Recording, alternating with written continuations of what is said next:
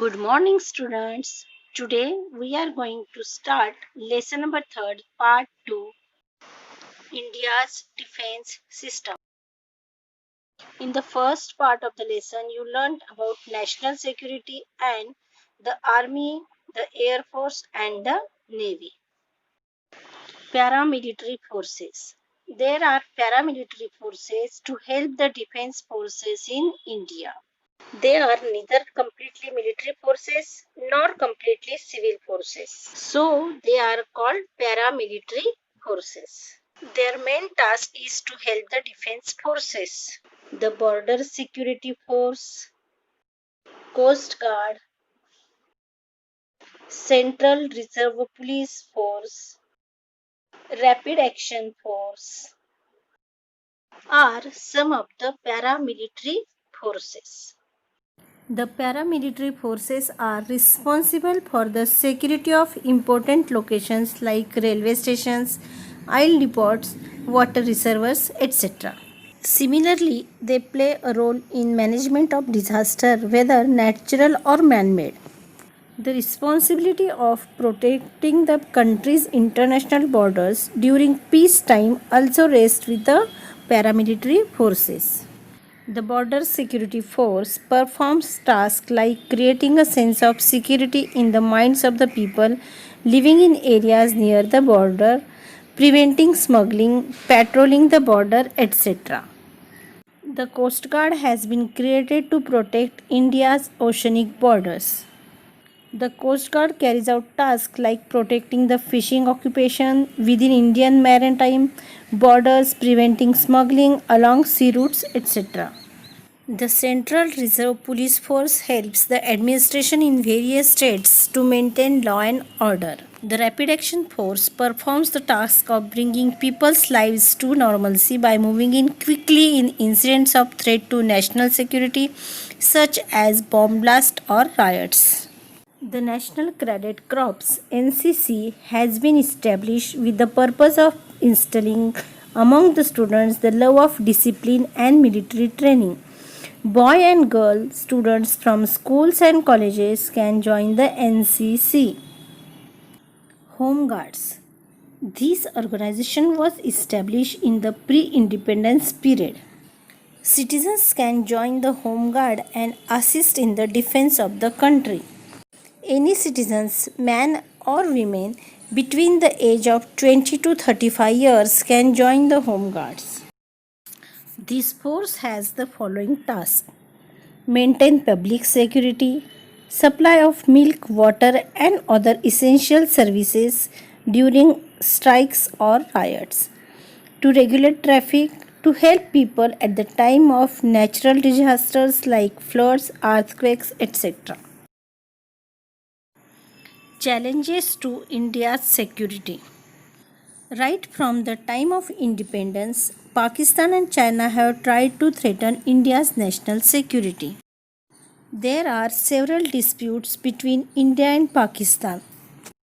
For example, the Kashmir issue, disputes over river water sharing, the problem of infiltration, dispute over the border, etc.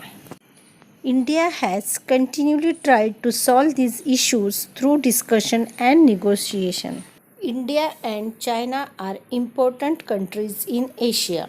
In 1962, we had a war with China, as China is trying to establish its own domination over the countries that are India's neighbors. There are tensions in Sino-Indian relations. There is also dispute between India and China over their borders. India's security is not only threatened by outside powers, but also from within. It is not just the difference between external security and internal security that is important. Religion, regionalism, several rebellious movements based on ideology, race, ethnicity, and economic inequality are creating instability. For example, the Naxalite movement is a threat to India's internal security. Terrorism is the biggest challenge to India's internal security. It is a global problem and India is making efforts to end terrorism. Human security. In the post-Cold War period, the concept of national security changed and became broader.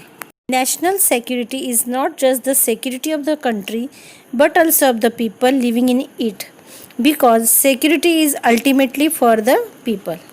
Human security is refers to human centric thinking. In human security, it is expected that human beings should be protected from all sorts of danger and they should be given the opportunities of education, health, and development. The concept of human security also includes the idea that a conducive environment should be created for everybody to live a respectable life by overcoming illiteracy, poverty, superstitions, backwardness, etc. Weaker sections may be socially or economically. Human security necessitates the protection of the rights of minorities and weaker sections. Challenges to human security. The biggest challenge to human security is that of terrorism. Terrorism targets common innocent people. It aims at creating terror or fear in their minds so that they begin to feel insecure. Thus, in order to protect human security, it is necessary to put an end to terrorism. And in history third lesson, already we learnt about terrorism in India. Pollution and other changes in the environment have threatened human life.